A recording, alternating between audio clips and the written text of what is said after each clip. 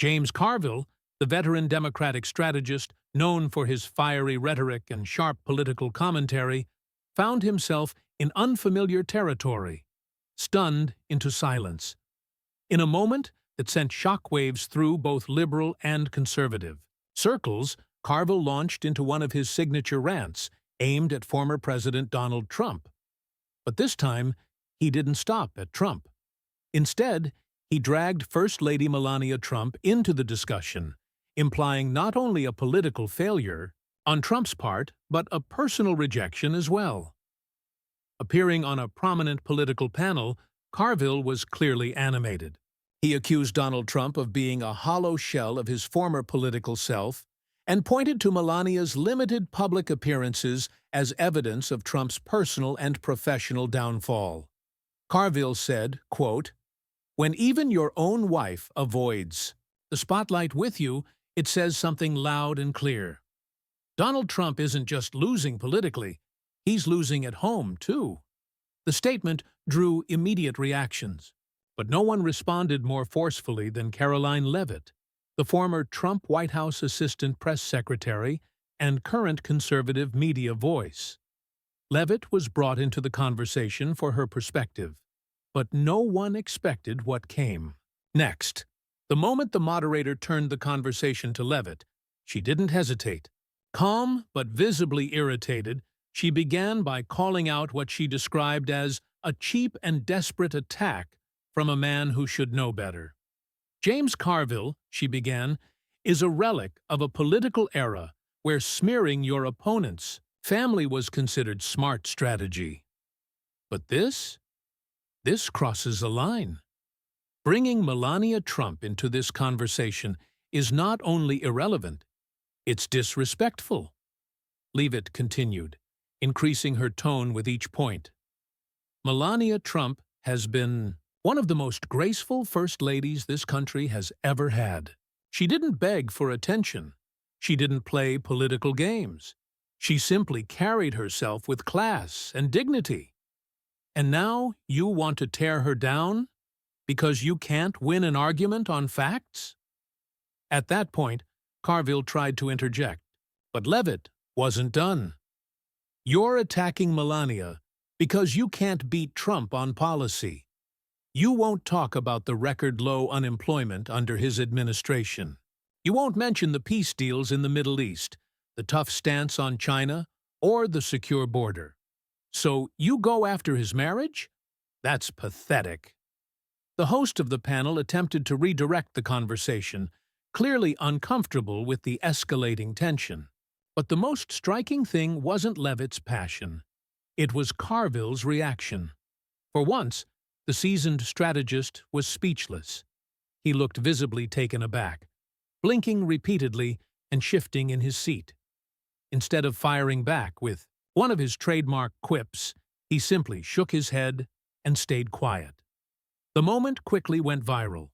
Clips of Leavitt's response flooded social media within minutes.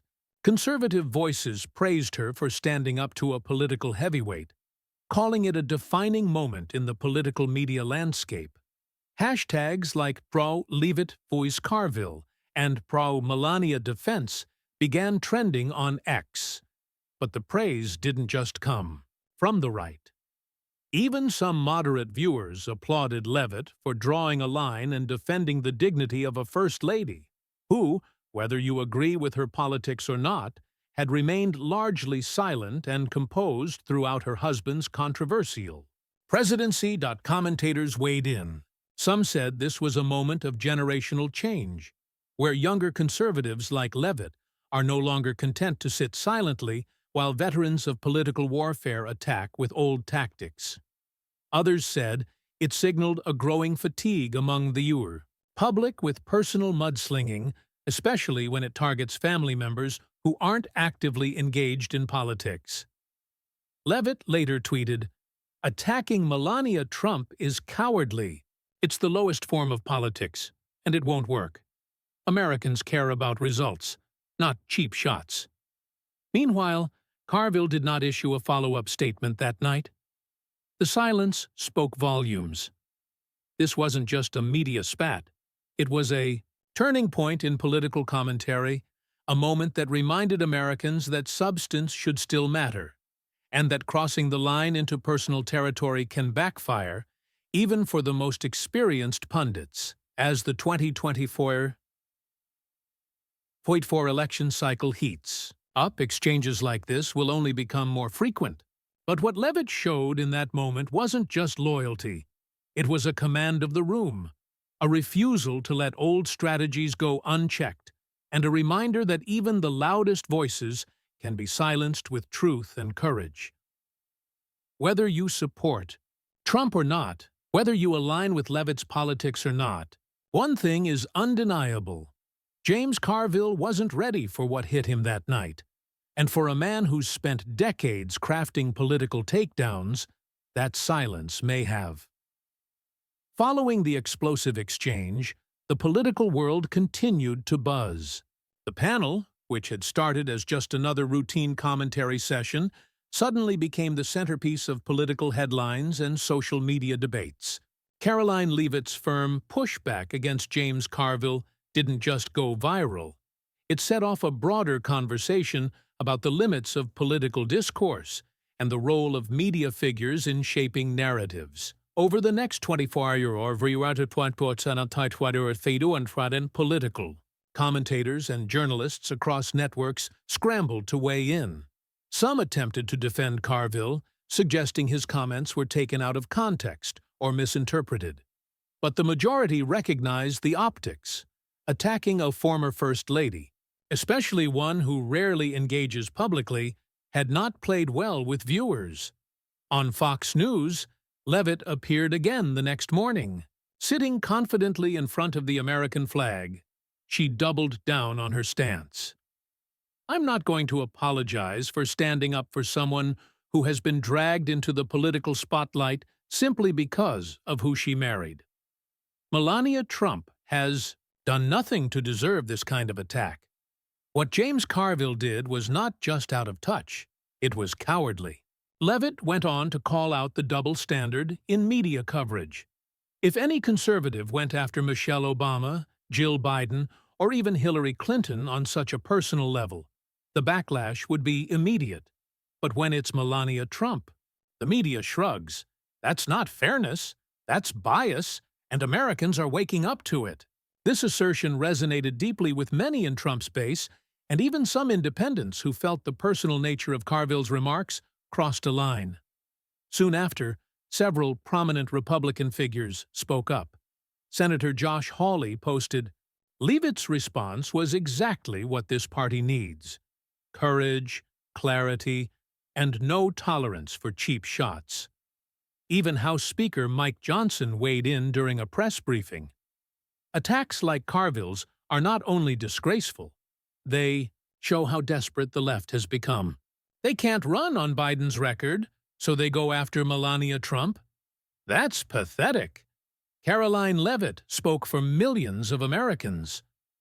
Interestingly, the Democratic side stayed largely quiet, while a few progressive voices attempted to reframe Carville's comments as part of a broader critique of Trump's presidency. Most avoided defending the strategist outright. The silence spoke volumes. As for Carville himself, he remained largely absent from public appearances in the immediate aftermath. Known for his rapid responses and razor-sharp comebacks, his uncharacteristic quiet only added fuel to the story. His office released a short statement 2 days later, reading, "James Carville stands by his critique of the former president's public image and political relevance. Any further interpretation of his comments is a matter of opinion, not fact." But the damage had already been done. The moment had crystallized into a symbol, a generational and ideological clash between the old Democratic Guard and a new, fiercely outspoken conservative wave. Meanwhile, Leavitt capitalized on the moment. In a fundraising email sent by her affiliated PAC, the headline read, "The moment the left went too far, and I fired back." The email detailed the incident and urged supporters to help amplify her message, that conservatives wouldn't sit back and watch their values or their people be dragged through the mud without a fight. The response was massive.